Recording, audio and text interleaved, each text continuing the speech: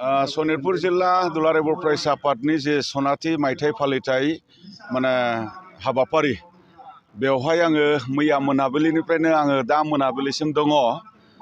आङो गोजोननायजोंनो माने बे हाबाफारियाव आंनि डेलिगेट बेखेवनाय हाबाफारिया जोबखांनायनि उनावब्लाबो आङो बिथांमोनजों बे ओनसोलाव गल्डेन जुबिली फालिनायाव एसे बाहागोदार जाफानो होननानै आङो दङ।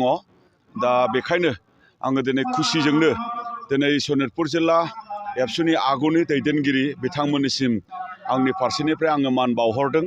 लोगोसे जाय बिथांमोना दिनै बे बुहुमाव गैला मुंख्लंफोर बिथांमोननिसिमबो आङो खुलुमनाय आरो सिबिनायखौ आङो बावहरदों।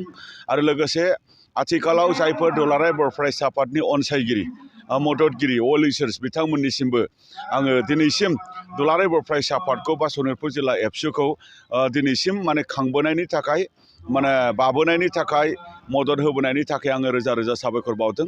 आरो जायफोर दिनै आथिखालाव दुलाराय बर' फरायसा आफादनि बिबान लानानै माने दिनै गोब्राब मोनसे हारिनि रैखाथि आरो थामोनथानि थाखाय खामानि मावबाय थादों, बै बिथांमोन बिबानगिरिफोरनिसिमबो आङो रोजा रोजा साबायखर बावदों।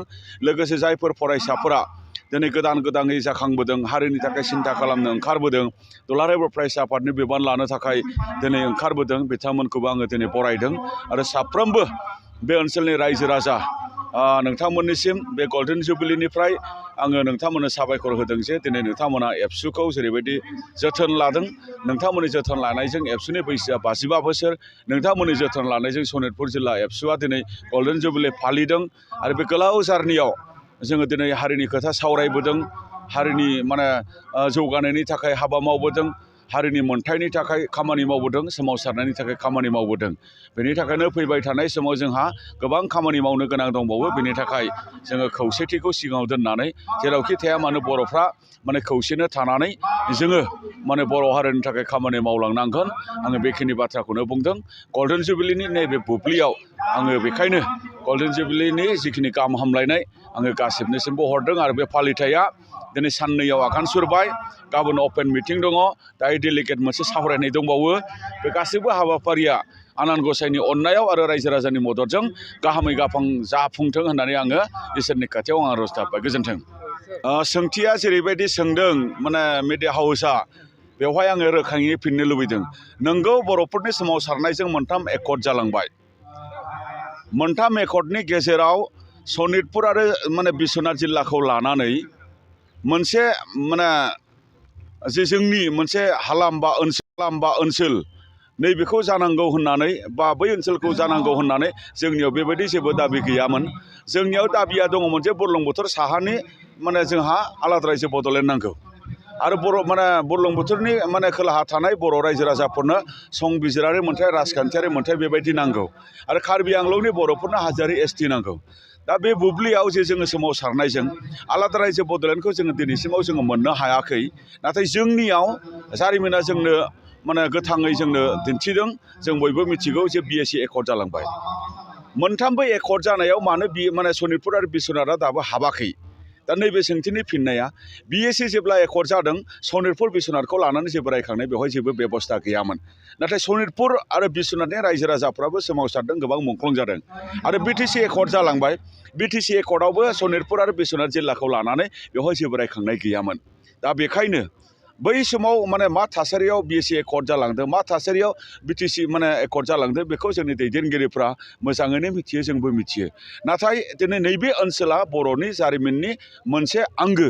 नैबे ओनसोला जोंनि माने मोनसे बड'लेण्ड जानो हाथ'वाब्लाबो बियो मोनसे 6 सिडुलनि सिङाव मोनसे गुवार मोनसे ओनसोल जानो हानाय ओनसोल। दा बेखायनो बिटिआर गोरोबथायाव बेखौ सिमा बारायनायनि गेजेरजों, गोहो बारायनायनि गेजेरजों सनितपुर बिश्वनाथखौ दाजाबनायनि जिखिनि बेबस्था बियो दं। आरो बे बेबस्थानि गेजेरजों बिटिआर हालामाव बियो सोसनजागोन। बेनि थाखाय सिगनेटारि आफादफोरा दिनै खामानि मावबाय थादों। आं बेखिनि बाथ्राखौ आङो बुंबाय। गोजोन्थों। दा बेवहाय माने आसुआ माने गावसिनि रावा बेवहाय माने लिरजायियाव माबायदि थासारियाव माबायदि खुद्रिदों बेखौ जोङो सिङाव जोङो हाबनाय जायाखै। जेन' बिथांमोना माने बेबायदि मोनसे माने बेनार बा बेबायदि मोनसे माने गावसिनि मोननांगौखौ मोननांगौनि थाखाय डेम'क्रेटिक वेजों सावरायनायनि गेजेरजों, सरकारजों सावरायलायनायनि गेजेरजों, डिपार्टमेन्टनि माने गेजेरजों माने खालामलायोबा मोजां जायो। मानो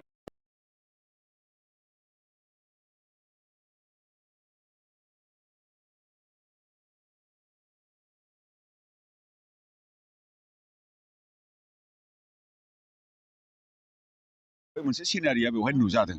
दा बियो जोंनि थाखाय हेल्दि मोनसे ससाइटिनि थाखाय हेल्दि मोनसे माने थासारिनि थाखाय बियो एसे माने साननो गोनां बाथ्रा।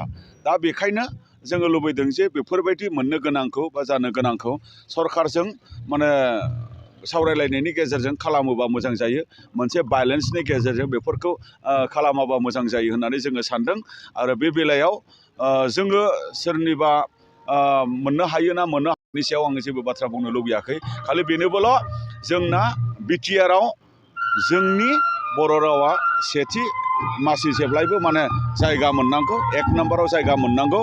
बेवहाय संबिजिरा सोरनो मा मोन्थाय होयो मा मोन्थाय होआ बेखौ जों मिथिया। नाथाय सोरनोबा